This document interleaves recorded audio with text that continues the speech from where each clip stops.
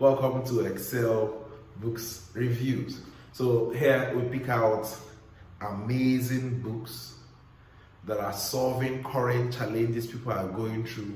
Books that after reading, they give you a new mindset, they add positive values to you. So here at Excel Books Review, we pick out some of those books and review them. In our previous reviews, we've looked at two books in the past. One, The Richest Man in Babylon. Such an amazing book. Wow, I saw all your comments coming. Thanks for all those that commented, that liked our videos, that subscribed and all that. It has been an awesome one. I saw your comment and I'm glad you learned something from our book review, The Richest Man in Babylon. You're also going to do me a favor in this book review today. Write your comments in the comment section.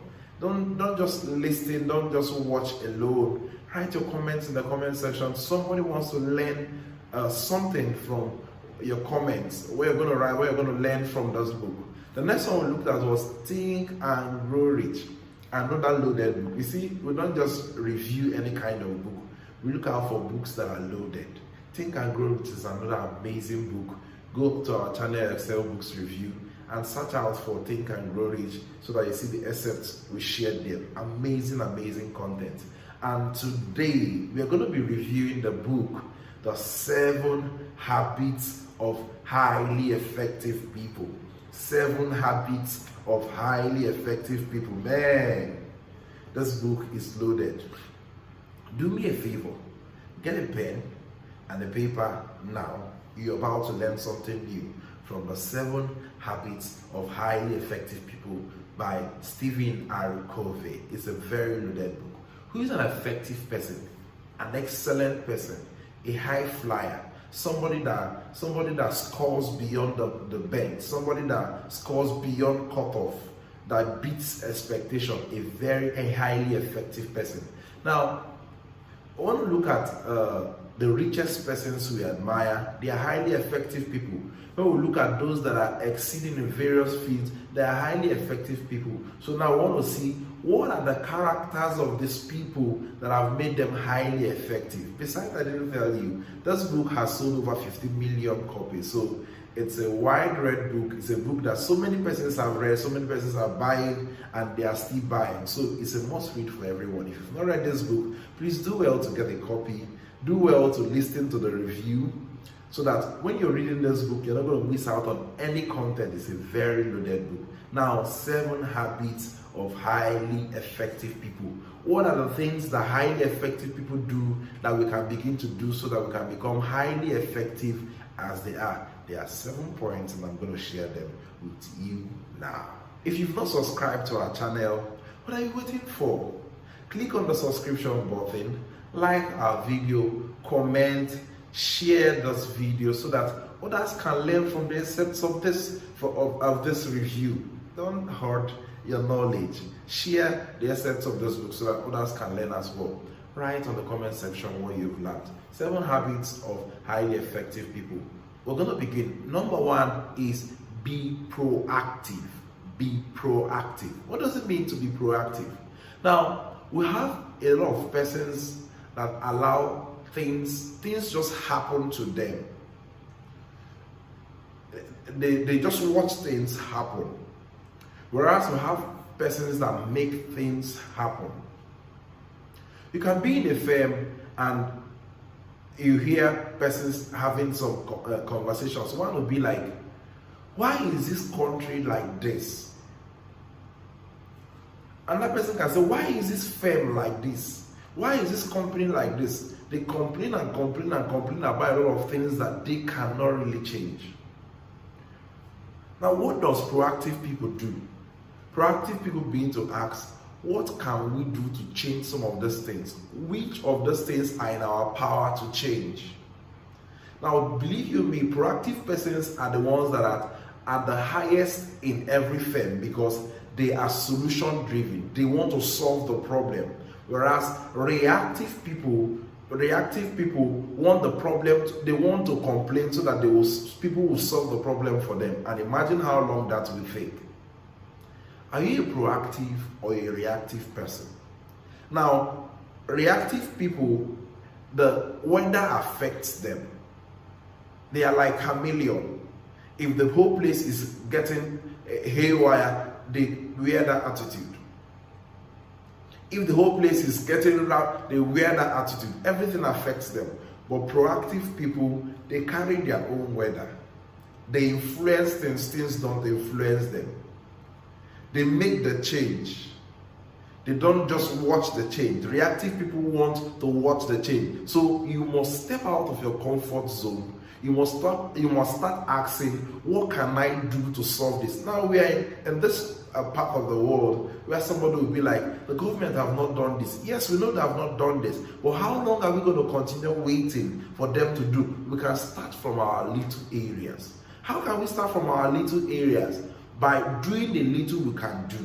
We can start our simple NGOs. We can start our simple companies that can begin to solve problems around us than waiting for when somebody is going to come from somewhere to solve it. Is it their right to solve it? Is it their responsibility? Yes. But now that it has not been done, as much as we are speaking and saying, you must do this, you must do that, we must start from our own confines to begin to solve our problems. Else, somebody can even die before the help comes. Proactive people take the lead. Now, if you see yourself responding to things like this, then you know you're reactive. If you see yourself responding to things like this, then you know you're proactive. I'm going to say it to you now. Now, if you see yourself saying, that's the way I am, there's nothing I can do about it, I have to do it. If not, I'm not allowed to choose my own option. So if you see yourself asking these kind of questions, that's how it happened. That's how it is. That's how we are.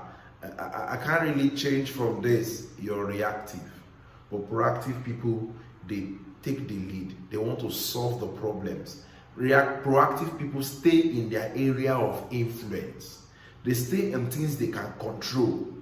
They allow those ones they cannot control to go, but those ones they can control, they take charge of it to begin to solve their problems. In your firm, be a proactive person. Don't be a reactive person. Those are the kind of persons that are employable. Those are the kind of people that employers are looking for. Not people that react to everything. Anything that happens, they are complaining.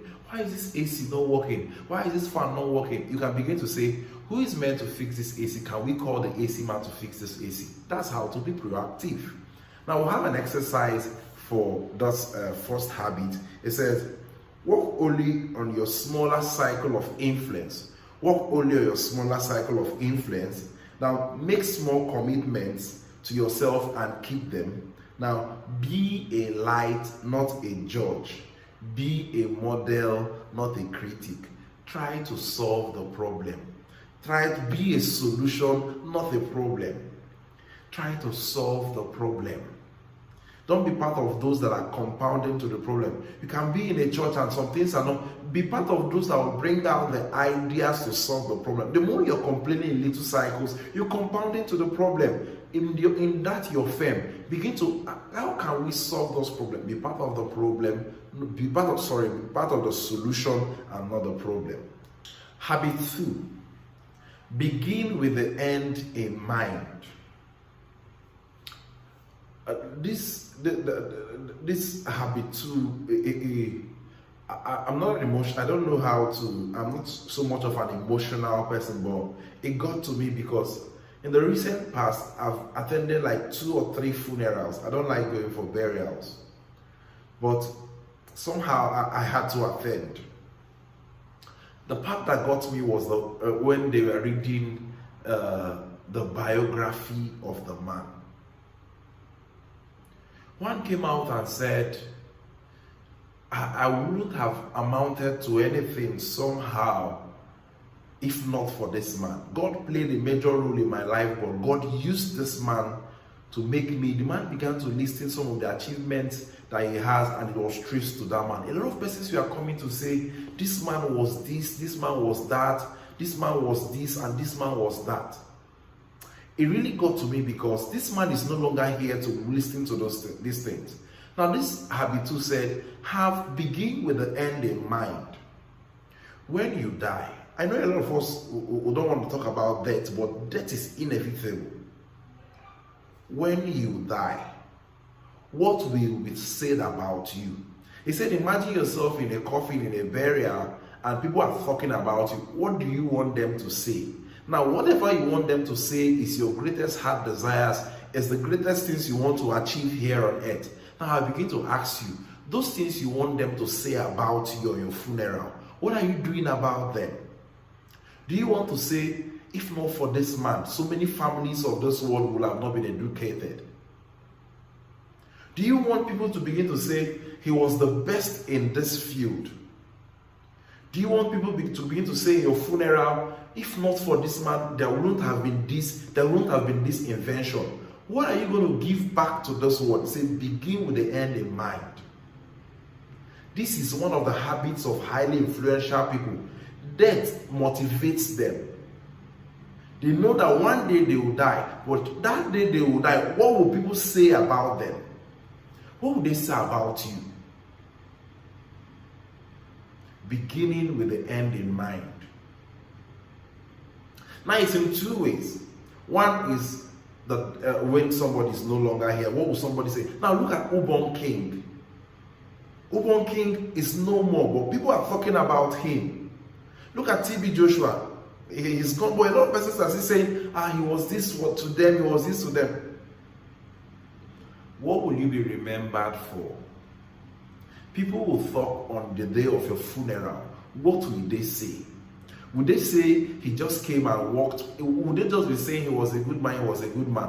What influential thing are you going to drop on the surface of this earth where you are going that can be traced back to your name, that your children can begin to enjoy some favors because their father was an influential person that solved problems? Highly effective people have this, they have this at the back of their mind. It's in two ways. The other way is knowing where you're going to, knowing what you want to achieve, knowing what you are called to do, knowing where you are going to. Now, permit me to tell you that everything is created twice. Everything is created twice. One first in your mind, and the second one, the physical one. If you don't create it in the mind first, it cannot exist. The mind is such a powerful tool that God has created and has given to us that we can take to our advantage. We can think anything through. Anything that we can process in our mind, it can be possible physically.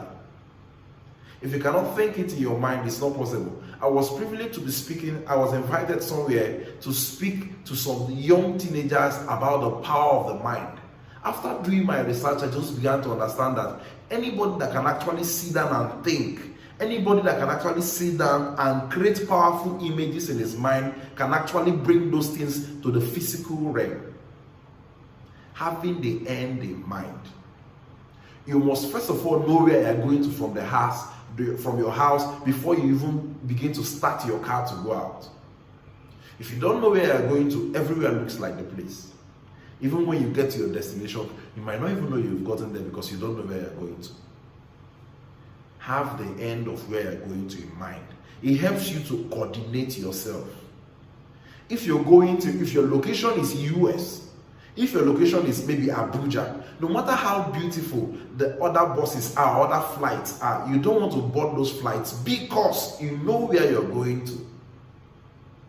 Now listen to me. I don't just want to review books. I want to communicate some thoughts to us through reviewing of books. A lot of persons are in the wrong directions because they don't even know where they're going to. No inquiries have been made. Where am I going to? You must have the end in mind. Where am I going to? This path I'm following, will it take me to my desired destination? If no, of what use is speed if you're headed in the wrong direction? Of what use is speed if you're headed in the wrong direction? Have the end in mind. Have the end in mind first before embarking on the journey. How come they don't just start building? How come people don't just start building houses first? Why do they draw house plan? They draw plan, they erect they see the building on paper before they see it manifest on land. What are those things that are in your mind that you have not brought out? But you can begin to process them out. Let's see your invention. Let's see what you're bringing on board. Any moment from now, how many years is 100 years from? Maybe you want to die at 100. It's just close by. What are you going to be reckoned for?